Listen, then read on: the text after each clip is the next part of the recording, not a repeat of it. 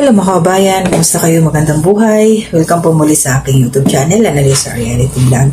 Panibagong reaction po tayo, sariling opinion, patungkol po dito sa pagkakahuli na ni Bong ng barangay. Pero bago ko ituloy, ay maraming salamat po sa inyong lahat, mga new subscribers, silent viewers, mga nagla-like, nagko-comment at saka nagsishare po. Thank you so much. Support po natin ang ating pinuno, Ka-Business Official, Ka-Business Family Channel po nila, saka si Papa Dins TV.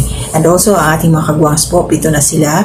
Shoutout po sa inyong lahat. And yung aking mga kasama niyo po mga reactors, please support din po. At ngayon, tuloy na tayo sa aking reaction. Sayang yung oras. Okay lang, kahit walang ads, sabi ko nga, tuloy pa rin ho tayo. Pag may time, gagawa po ako ng reaction. Wala pa kasi ang aking Google Pin missing in action. Pero sige lang, go and go. Walang susuko. Hindi tayo susurrender dito. Laban lang. So yun na nga, dito sa nangyari kay Bong na nasobrahan na kasi akong yung pangunawa sa kanya, sa kanyang sitwasyon, sa kanyang pag-iisip, yung sa kanyang mentalidad, sabihin na natin, pagmamahal ng Ka-Business Family. Kasama na dyan yung mga kagwangs, lahat-lahat, pati yung mga viewers na nakasuporta kay Bong, umuunawa sa kanya sa comment section, ay talaga nga naman na umabot na sa sukdulan. Kumbaga puno na yung salop. So, kailangan naturuan ng leksyon. So, yun nga, syempre, sa sobrang pangunawa kay Bong, pinagbibigyan siya, sabi nga ng karamihan, isa rin ako doon na para binibaby si Bong, pababy na to si Bong, na parang ang mga advice nila pinuno Ka-Business sa kanya, nakikinig, pasok, labas. Kasi hindi naman niya ginagawa, iba eh. So ito na nga, nung nabanggit niya doon sa vlog nila pinuno na tumawag si Ate Ninette, nag-video call, so nakita nila na may video na binabaklas ni Bong yung bakod sa likod, yung hiyero, pinag-interesan naman. So dahil na nakita ni Bong, nalaman ni Bong na tumawag na ito sila Ate Ninette, si Ate Ninette kila pinuno, umiskierda, umalis. At maganda kasi nandun sila Papa Dins. Sabi nga ni Papa Dins na dalawang sasakyan sila para magawala ng lusot at kumontak sila sa barangay. So yun po mga ka-business naming minamahal, nandito na po ang mga bagong produkto na ini-endorso ng Ka-Business Family. Ngayon po mga ka-business, meron po tayong mga bagong product na inilo-launch. Ito po yung ating gagamit sa pang-araw-araw na buhay natin sa car and motor na accessories. Oh, wow! Ayan, meron po tayong tire block, meron din po tayong magic gatas mga ka-business. Ito po yung pampakintab. At meron din tayong pampabango ng sa helmet. No po? And pwede nyo pong i-check yung ating mga produktong ito sa ating official website ng kabusinessofficial.com. Lahat po ito ginagamit ng Ka-Business Family at yun, garantisadong epektibo ka-business. Po mga ka-business, meron din tayo bagong produkto ngayon. Ito po ang warts removal. Uy! Yan.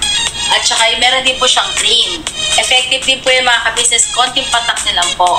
Antayin nyo lang siyang matuyo at siguradong warts removal agad. Wow! At meron din po tayo hair grower. Ito po yung pang-patubo ng buhok. Sa mga nagkakaroon po ng hair loss, try nyo po mga ka-business. Bukan ang ating hair grower. At meron din po tayong panibagong coffee. Ito po ang ating insulin coffee. Para po ito sa mga diabetic na person. Yan. Insulin green coffee with banaba, ampalaya, turmeric, mangosteen, agaricus, mushroom, moringa, lemongrass, clean coffee bean, and non-dairy creamer. At meron din po siyang stevia mga ka-business. Super effective din po itong mga ka-business sa mga diabetic po. Pangbawas din po ito sa mga cholesterol. Kaya please po, mga ka-business, try nyo po insulin green coffee. Alright, at syempre naman po mga ka-business naming minamahal, huwag natin kalimutan ang vitamin C ng Ka-Business Family, Shell C+. Pagka meron ka nito, siguradong protect todo. So right mga ka-business naming minamahal, ano pa inaantay nyo? Please, bumili na kayo ng mga produktong inendorso ng ka-business family, hindi lamang para mapanatili ang good health ng buong pamilya, kundi syempre makakatulong pa tayo sa ating mga kababayan na higit na nangangailangan. Alright po, alright. At meron pa, dadagdag ko lang mga ka-business, kung gusto nyong pumuti at lalong bumabot, lumanda, meron po tayong bagong produkto, ang Bandara Revitalizing Set. Oh wow! Ayan, abin nyo na po mga ka-business at siguradong epektibo rin. So yan ang mga ka-business namin minamahal, please avail natin ang mga produktong inendorso ng ka-business family. So yun na, tuloy na panonood. Mira, banat! So ayun, ito lang mga kabayan, mga ka-business at kapapi. Nung time na nandun sila pinuno ka-business, Mrs. ka-business, kinakausap si Bong para baka nga biglang umalis, mahirapan na naman sila. So kung kinakausap nila ito, talagang to si Bong, nakainom, wala na siyang tigil sa kaiinom. Tapos doon sa dumating na yung barangay, so yung sinabi ni Pinuno yung dahilan, lahat-lahat na naaktuhan nga, yung ganon. Kasi yun naman talaga yung kailangan yung maaktuhan mo eh. Sandali po. So yun mga kabayan, nagbalik po ako. Meron lang, nag-stop ako saglit. So yun nga, nung dumating na yung barangay doon, kasama nga po pala, shoutout si Sir Wakiwak TV. Nung inaya na siya ng barangay ito si Bong, makikita mo talaga na nakakaawa. Nandoon yung siya, mabait talaga, sa mabait si Bong. Nakapagbisyo lang talaga ito siya. Bakit ko nasabi? Kasi walang resistance. Kasi kung iba pa yun, nalasing, maghuramintado magwawala. Hindi siya papayag na kunin siya ng barangay, damputin siya ng barangay. Pero mapapansin mo talaga doon, yun yung portion na kahit ako ba parang dinurog yung puso ko, pero kailangan kasi meron siyang ginagawang hindi na maganda para matuto siya, para maturuan ng leksyon. Talagang wala siyang resistance, yung talaga napansin ko na pag binuksan yung yung batawag yung sasakyan ng barangay, bagsak balikat siya, sunod, umupo siya doon sa loob. As in, walang kaimik-imik. Walang kaimik-imik.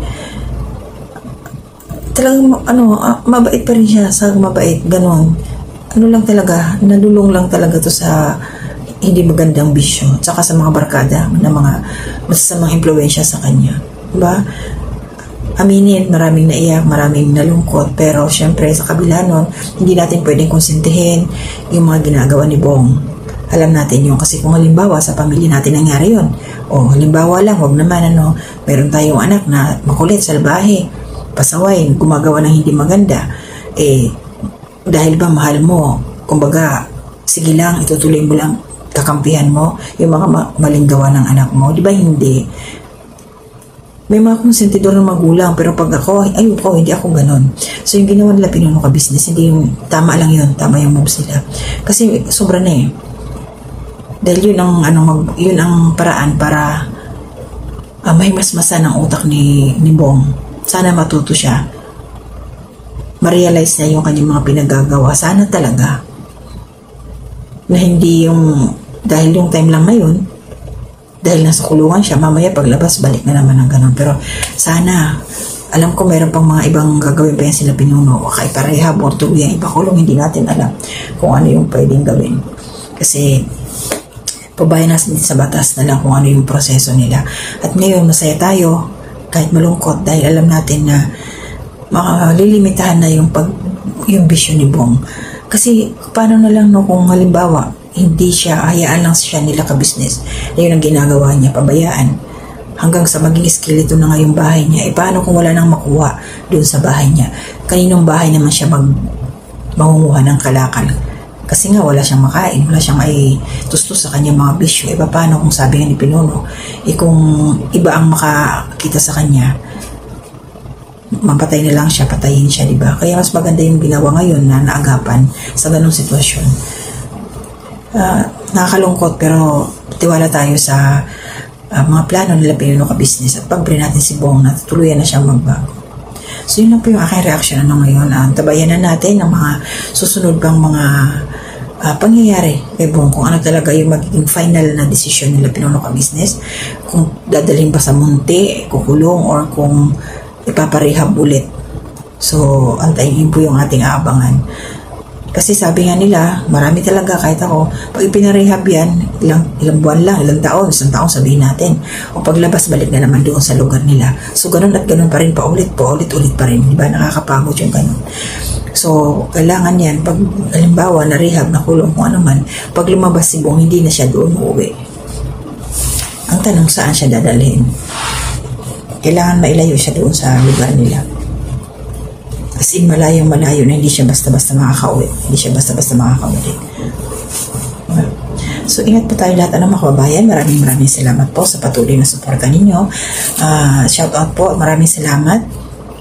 Unang-una sa aking mga kasamang mga reactors, Anime Reactors TV, Taong Gala, Kalingap Turak, Mamplers Channel, Alminda Mix Vlog, Katangay PLC, and MK Inday Okay.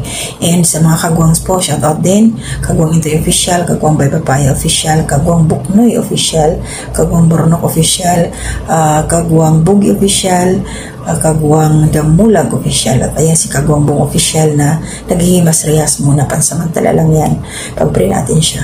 Ayan, shoutout po sa aking mga supporters po na patuloy na nariyan, nanonood sa aking mga ginagawang mga reaction. So yung iba hindi ko po ma-mention, pero ito po yung kadalasan na nakikita ko. Kabayan Jessie Lucas, salamat po. Ate Sara, thank you. Ate Ems, thank you rin po, shoutout. Ma'am Maria Luisa Cartalaba, shoutout po. At sa iyong kaibigan, si Ma'am Jessica. Ate Marilyn, ni Corsa Miliano Ralph, good morning po. Sa aking pinsan, West Tradition Day, hello, good morning. And Kabayan Julia Pardalis Vlog, shout out. Ate Ninette, hello po. Kabayan na si Plus Pascual, good morning. And Ate Ma'am Marilyn Cabanilla, hello po. At kay Ma'am Arlinda Navarrete, and also welcome sa aking bagong kaibigan, pasok po. Si Ma'am Raquel Mataba and Ma'am Gemma Mahinay, hello po, kumusta? Welcome back. And Ma'am Teresita Bersola, salamat po sa inyong lahat. At yung mga iba po dyan, mag-iingat po tayong lahat. Shout out po, maraming salamat talaga. So hanggang dito na muna, hanggang sa muli, to God be the glory.